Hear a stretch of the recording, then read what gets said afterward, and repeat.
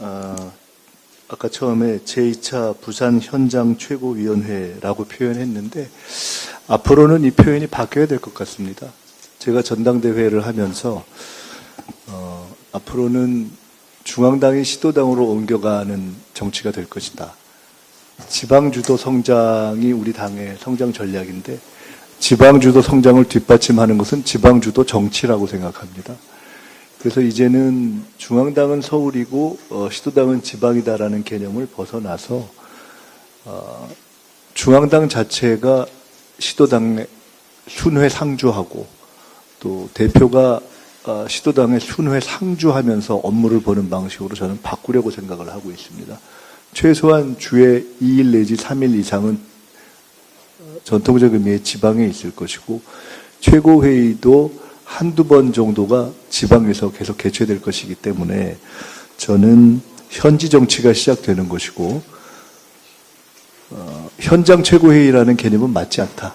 그러니까 서울도 현장이고 지방도 현장이다. 그래서 앞으로는 오늘 한 것은 제2차 부산 최고위원회의고 다음 금요일에 할 3차 회의는 제3차 강릉 최고회의가 될 것이다. 이렇게 말씀을 드리겠습니다. 우선 전당대회 이후에 처음으로 최고회의를 하게 됐습니다. 전당대회 과정에 관심과 참여를 해주신 당원 여러분과 국민 여러분께 진심으로 머리 숙여서 감사를 드립니다. 전당대회 과정에서 저희가 약속한 대로 할 것입니다. 전당대회는 당원과 국민이 우리 당의 방향에 대한 각 후보들의 의견을 경청하시고 어떤 방향으로 가라 할 것을 결정해 주시는 장입니다. 우리 당은 처음으로 1인 1표 당원 주권을 통해서 압도적인 권리당원과 대의원의 선택으로 지도부를 선택했습니다. 그 과정에서 각 후보의 자기 주장에 대한 표명이 있었고 이번 전당대회에서는 제가 주장한 민생 실용 확장 노선이 권리당원과 대의원들에 의해서 압도적인 지지를 받았습니다. 국민 여론에 있어서 비등비등했던 부분들은 더 보완을 해나가겠습니다. 그러나 그러한 노선의 결정이 이루어진 전당대회라는 기초 위에서 우리 당의 방향을 일관성 있게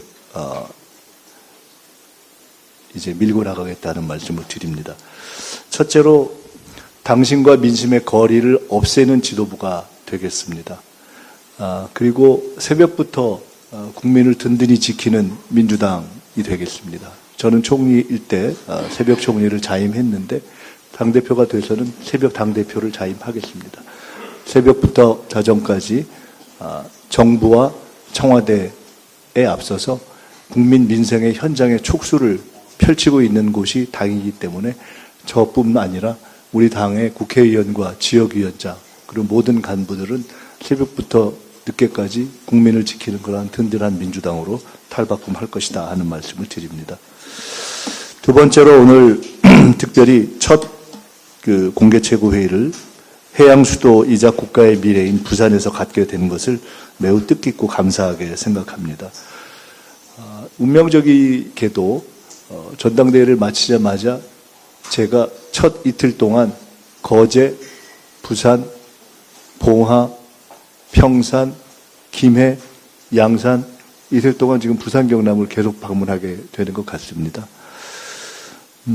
아시다시피 이재명 대통령께서 해수부 이전을 결단한 것은 그 이후에 우리 지역에도 중앙부처로 옮겨달라는 많은 요구가 있었지만 단호하게 중앙부처의 이전은 해수부밖에 없다라는 것으로 표명되었듯이 매우 큰 의미가 있습니다. 그래서 이재명 정부는 그리고 민주당은 해양 수도 부산의 성공에 운명을 함께하는 운명 공동체이다 이런 말씀을 드립니다. 오늘 아침에 전재수 시장님을 찾아서 응원한 것도 특별히 그런 의미가 있습니다. 앞으로 전재수 시장님의 필요와 요청 사항을 당은 전적으로 지원할 것입니다.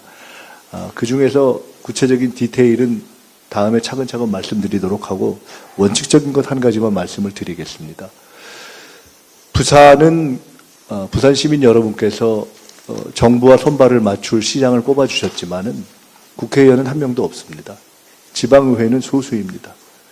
따라서 국회와 지방의회의 협력이 없이는 부산 시민이 원하는 시정을 펼쳐가기가 어렵습니다. 따라서 부산 시민 여러분께 호소드립니다. 민주당이 부산에서 국회의원과 지방의원의 안정적인 지원을 받지 못하는 시장을 전적으로 지원하는 역할을 할 테니 그 부분을 함께 도와주시기를 부탁드립니다. 특별히 국민의힘 소속의 국회의원과 지방의원 여러분들께도 부탁을 올립니다. 당을 떠나서 시정의 성공이 시민의 성공이기 때문에 그 차원에서 저희들이 시장을 대신해서 필요한 일이 있다면은 부산 지역의 국회의원님들과 지방의원 또는 그 구청장들과 전면적인 대화를 하겠습니다. 저도 필요하면 다 만나겠습니다. 조만간 필요하면은 부산 발전을 위해서 부산 지역 국회의원님들과 별도의 자리도 만들겠습니다. 당연히 저희 당 소속의 지역위원장님들은 전적으로 협력할 것입니다. 그러한 차원에서 시민 우선 정치를 함께 해갔으면 좋겠다는 말씀을 드립니다. 바로 그런 차원에서 오늘 아침 전재수 시장님을 뵙고 바로 하나의 아이디어를 얻어서 오늘 최고위원회가 만장일치로 의결을 한 사안이 있습니다. 그것은 2028 세계해양총회 성공 지원을 위한 특별위원회 구성입니다. 제가 에이펙 추진을 해봤습니다. 6개월 동안 10번을 경주에 갔었는데요.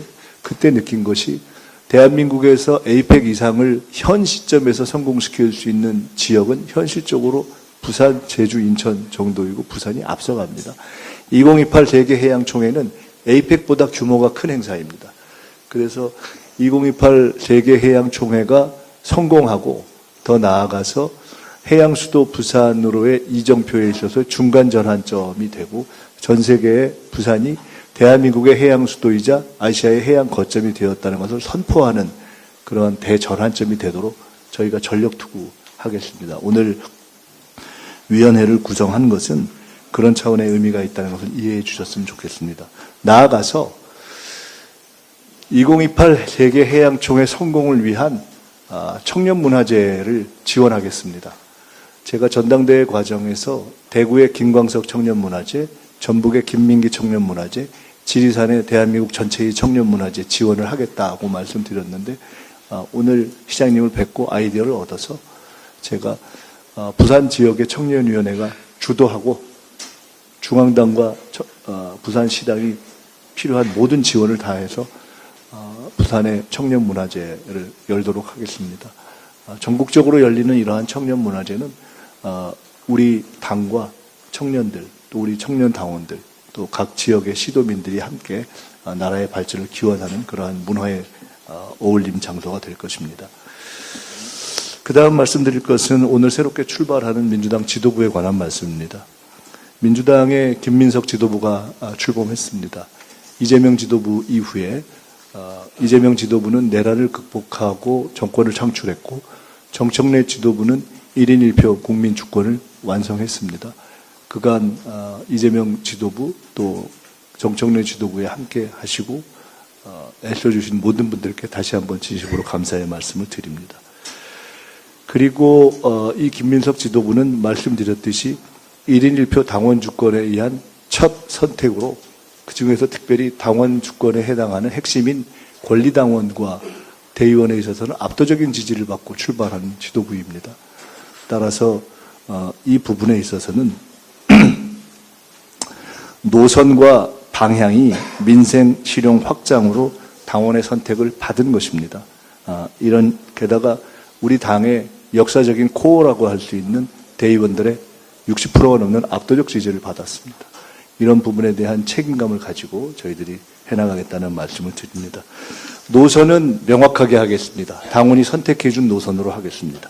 인사는 투명하게 하겠습니다. 능력주의로 하겠습니다. 화합은 일 중심으로 하겠습니다. 일을 해가면서 하나하나 함께 합을 맞춰가겠습니다. 개파는 없습니다. 고려하지 않겠습니다. 지도부는 밖을 향해서 힘을 모을 것입니다. 안에서는 수기할 것입니다. 최고위원회의 발언은 효율화될 것이고 최고회의는 원칙적으로 공개될 것입니다. 그리고 비공개를 필요로 하는 사안은 엄수할 것입니다. 현재까지 진행됐던 형식의 최고회의는 국민 여러분께서 알고 계시는 최고회의는 엄격하게는 최고회의가 아니라 최고위원이 공개 발언이었습니다. 이 최고위원의 공개 발언은 시간과 방법을 저희들이 빠른 시일 내에 수기해서 효율적으로 정리하겠습니다. 다른 여러 사안을 결정하는 실제의 최고회의는 대부분 비공개되어 왔습니다. 그 부분을 필요하면 저는 원칙적으로 공개하겠습니다. 국민들과 당원들이 보시기에 이해할 수 있는 논리와 인정할 수 있는 품격 있는 언어로 회의를 진행하겠습니다. 비공개될 사안이 공개될 경우에는 지위 고하를 막론하고 회의에서 퇴출하겠습니다. 논의 수준을 높이면서 저희가 최고위가 솔선수범하겠다는 말씀을 드립니다. 끝으로 당면 현안 중에 하나를 말씀드리겠습니다. 조희대 대법원장 문제입니다. 민주당의 최고회의가 새롭게 출범하는 첫날 사법부에 대해서 발언하게 된 것이 개탄스럽습니다. 저는 어제 오늘 조희대 대법원장 사퇴, 제가 사퇴라고 표현하겠습니다. 조희대 대법원장 사퇴를 보면서 한덕수 전 총리가 생각이 났습니다. 한덕수 전 총리가 대통령에 나가고 싶어서 사고를 치고 탄핵해달라고 구걸했던 모습이 떠올랐습니다. 저희들이 한덕수 전 총리가 원하는 대로 해주지 않았습니다. 그리고 결국 한덕수 전 총리는 스스로 그만뒀습니다. 가장 추악한 말로였습니다. 왜 조희대 대법원장은 한덕수 씨 같은 내란 공범의 길로 가려고 합니까? 왜 그렇게 창피한 길을 자청합니까? 결론적으로 얘기하면 지금 조희대 대법원장이 하고 있는 행태는 자신이 지금까지 한 모든 법률적, 정무적 또는 국민적 잘못을 덮기 위해 또 하나의 법률적 잘못을 범하고 나서 사고치고 유리창 깬 다음에 퇴학시켜달라고 지금 공부 안 하겠다고 구걸하는 불량 학생의 태도입니다.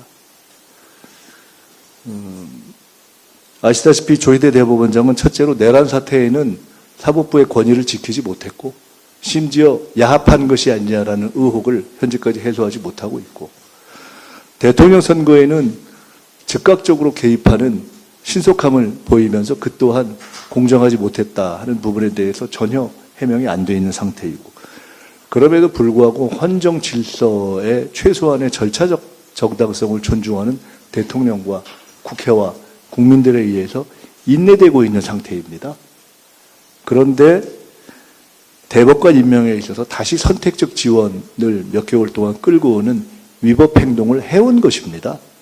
그것이 여러 가지 국난 극복과 경제적인 어려움을 해결해야 되는 국가적 사정 때문에 단지 심판되지 않았을 뿐입니다. 원래대로라면 이미 탄핵됐어야 마땅한 사안입니다.